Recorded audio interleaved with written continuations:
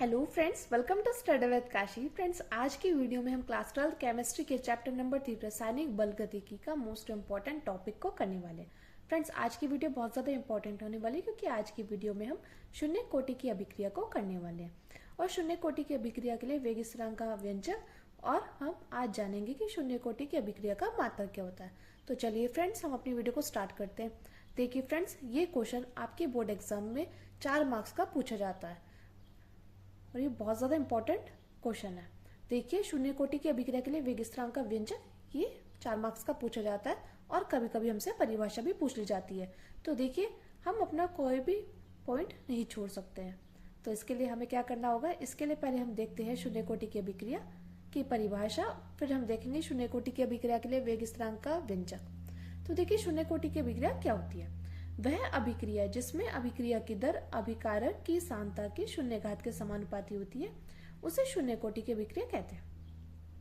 फिर से देख लीजिए कि वह अभिक्रिया, देखिए फ्रेंड्स, आपको रटना नहीं है। आप अगर इसको शांत दिमाग से 2 से 3 बार पढ़ोगे तो आपको अपने आप ही याद हो जाएगा। तो देखिए, वह अभिक्रिया जिसमें अभिक्रिया की दर अभिकारक की सांद्रता के शून्य घात के समानुपाती होती है उसे शून्य कोटि की अभिक्रिया कहते हैं। उदाहरण है जैसे H2 + Cl2। H2 क्या है, हाइड्रोजन, और Cl2 क्या है, क्लोरीन। हाइड्रोजन और क्लोरीन को सूर्य के प्रकाश की उपस्थिति में गर्म करेंगे तो क्या बनेगा, हाइड्रोक्लोरिक अम्ल बनकर तैयार हो जाएगा। तो देखिए फ्रेंड्स, ये है इसका उदाहरण। अब देखिए, अब बात करते हैं हम शून्य कोटि की अभिक्रिया के लिए वेग स्थिरांक का व्यंजक। सबसे ज्यादा इंपॉर्टेंट है फ्रेंड्स, और ये 4 मार्क्स का तो पूछे जाता है। तो देखिए, शून्य कोटि की अभिक्रिया के लिए वेग स्थिरांक का व्यंजक, यहाँ पे हम एक समीकरण लेते हैं। क्या लेते हैं, एक समीकरण लेते हैं, ए एरो बी प्लस सी, जहाँ ए क्या है, ये होते हैं अभिकारक। जो इधर की साइड होते हैं वो क्या होते हैं, उसको बोलेंगे अभिकारक, और जो एरो की दूसरे साइड होते हैं उसको क्या बोलते हैं, उसको बोलते हैं उत्पाद। ये बात आपको पता होनी चाहिए, इसमें आपको कंफ्यूज नहीं होना है। तो हमने एक समीकरण ली, ए एरो बी प्लस सी। अब देखिए हम क्या करेंगे शून्य कोटि की अभिक्रिया से। तो देखिए, हम पहले परिभाषा में देखते हैं कि वह अभिक्रिया जिसमें अभिक्रिया की दर, अब देखिए अभिक्रिया की दर क्या होती है, आर होती है, या इसको dx/dt भी लिख देते हैं। तो फिर यहाँ पर हम क्या करेंगे, यहाँ पर हम dx/dt लिखेंगे। लिखा है अभिक्रिया की दर अभिकारक की सांद्रता के शून्य घात के समानुपाती होती है। और देखिए फ्रेंड्स, सांद्रता क्या होता है, सांद्रता होता है ब्रैकेट, सांद्रता क्या होती है, सांद्रता होती है ब्रैकेट, इसको सांद्रता बोलते हैं। तो लिखा है ना कि अभिकारक, और इसमें अब हमने जो समीकरण ली उसमें अभिकारक क्या है, उसमें अभिकारक है 1। तो देखिए, अभिकारक की सांद्रता, सांद्रता क्या है, सांद्रता है ये ब्रैकेट की शून्य घात, ये क्या है, शून्य घात के समानुपाती होता है। तो अभिक्रिया की दर अभिकारक की सांद्रता के शून्य घात के क्या होता है, समानुपाती होता है। यानी कि dx/dt समानुपाती किसकी है, अभिकारक की सांद्रता के शून्य घात के। अब आगे चलते हैं।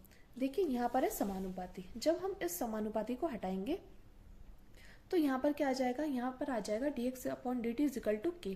समानुपाती को हटके, देखिए कोई भी समानुपाती होता है तो उसको जब हम हटा के बराबर करेंगे तो कोई ना कोई नियतांक जरूर आता है। नियतांक भी बोल देते हैं और स्थिरांक भी बोल देते हैं, ये दोनों एक ही है। तो dx/dt = k ब्रैकेट में 1⁻0। अब देखिए फ्रेंड्स, यहाँ पर लिखते हैं, यहाँ पर k क्या है, k हमारा वेग स्थिरांक है। क्या है, k है हमारा वेग स्थिरांक। अब देखिए dx/dt = k। अब देखिए a की पावर क्या है, 0, या यहाँ पर a की पावर 0 है। तो देखिए, हमें पता है कि किसी की भी पावर 0 हो तो उसका मान क्या होता है, उसका मान होता है 1। या तो यहाँ पे a की पावर 0 आ गई, या t की पावर 0 मान लीजिए, x की पावर 0, यानी कि किसी की भी आप पावर 0 मान लीजिए, उसका मान क्या आएगा, उसका मान 1 आता है। तो देखिए, जब यहाँ पे a की पावर 0 का मान 1 है तो फिर यहाँ पे हम सिंगल लिख देंगे k, तो हो जाएगा dx/dt = k। अब देखिए, आप यहाँ पर देख पा रहे हैं, हम लोग क्या करेंगे, हम लोग dx = ये जो dt है इसको हम यहाँ पर गुणा कर देंगे, तो हो जाएगा dx = k × dt। क्या हो जाएगा फ्रेंड्स, dx = k × dt। ये क्या हो जाएगी, ये हो जाएगी मेरी समीकरण नंबर 1। मैं उम्मीद करती हूँ फ्रेंड्स आपको इतना अच्छे से समझ में आया होगा। देखिए फ्रेंड्स, आपको बस लग ही रहा होगा कि ये बहुत ज्यादा हार्ड है, लेकिन ये हार्ड नहीं है। अगर आप इसको खुद से करोगे ना तो आपको एक बारी में अच्छे से आ जाएगा। चाहे आपको फॉर्मूले नहीं पता हो तो देखिए, इसमें जो जो फॉर्मूले यूज हो रहे हैं सिर्फ वो पता होने चाहिए। अब देखिए हम क्या करेंगे, ये मानिए हमने समीकरण 1, अब हम समीकरण 1 का क्या कर देंगे, समाकलन कर देंगे। क्या कर देंगे फ्रेंड्स, समाकलन कर देंगे। तो देखिए जब हम समाकलन का जो साइन होता है वो ये होता है। तो देखिए जिसके सापेक्ष समाकलन करते हैं वही आता है। तो देखिए समाकलन dx इजिकल टू समाकलन k इंटू डी टी। अब देखिए फ्रेंड्स k क्या है, k हमारी अचर राशि है, तो जो अचर राशि होती है उसको हम बाहर लिख लेते हैं। तो देखिए यहाँ पर करेंगे समाकलन dx is equal to k dt, समाकलन dt। अब देखिए हम क्या करेंगे, जिसके सापेक्ष करते हैं वही आता है। तो यहाँ पर हम x के सापेक्ष करेंगे तो x आ जाएगा इजिकल टू k, यहाँ पर क्या है dt, तो यहाँ पर क्या आ जाएगा t आ जाएगा। अब देखिए प्लस c, आप सोच रहे प्लस c कहाँ से आया, तो प्लस c लगा देते हैं। प्लस c होता है हमारा समाकलन नियतांक। क्या होता है फ्रेंड्स प्लस c होता है समाकलन नियतांक। जब भी हम समाकलन करते हैं तो उसमें क्या हो जाता है, एक समाकलन नियतांक जरूर ऐड होता है। ये बात आपको पता होनी चाहिए। अब देखिए ये हमने मान ली ये हमारी समीकरण नंबर 2। जब ये हमारी समीकरण नंबर 2 है तो हम लोग क्या करेंगे, यहाँ पे हम कर देंगे x बराबर 0 और t बराबर 0। यदि हम x बराबर 0 रख दें, t बराबर 0 रख दें तो हमारा क्या आएगा। ये आप सोच रहे होंगे फ्रेंड्स ये हमने यहाँ पर क्यों करा है ऐसे। यहाँ पर हमने इसलिए करा है क्योंकि हमें c का मान रखना था। c का मान निकालने के लिए, यानी कि समाकलन नियतांक का मान निकालने के लिए हमें यहाँ पर यदि x बराबर 0 और t बराबर 0 रखना पड़ा तो हो जाएगा 0 बराबर k इंटू 0 प्लस c। अब c बराबर क्या हो जाएगा, c बराबर हो जाएगा 0। आपको इतनी अच्छे से आ गई होगी समझ में। तो देखिए c बराबर हो गया 0। अब जब c बराबर 0 आ गया तो हम क्या करेंगे, c का मान रख देंगे समीकरण 2 में।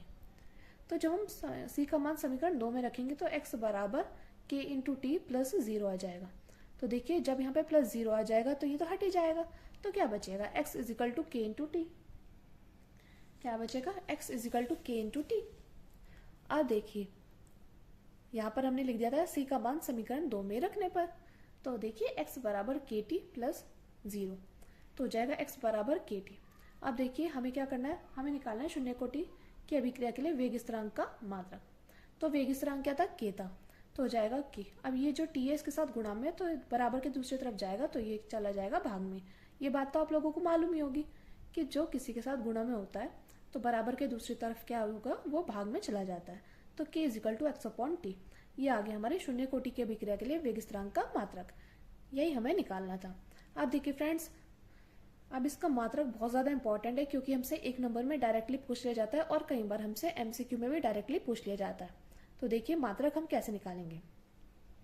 यहाँ पर देखिए आप जानते हैं x क्या है, x क्या है यहाँ पे, x सांद्रता। तो देखिए हम जानते हैं x का मात्रक क्या होता है, मोल प्रति लीटर, और हम जानते हैं समय का मात्रक क्या होता है, समय का मात्रक होता है सेकंड।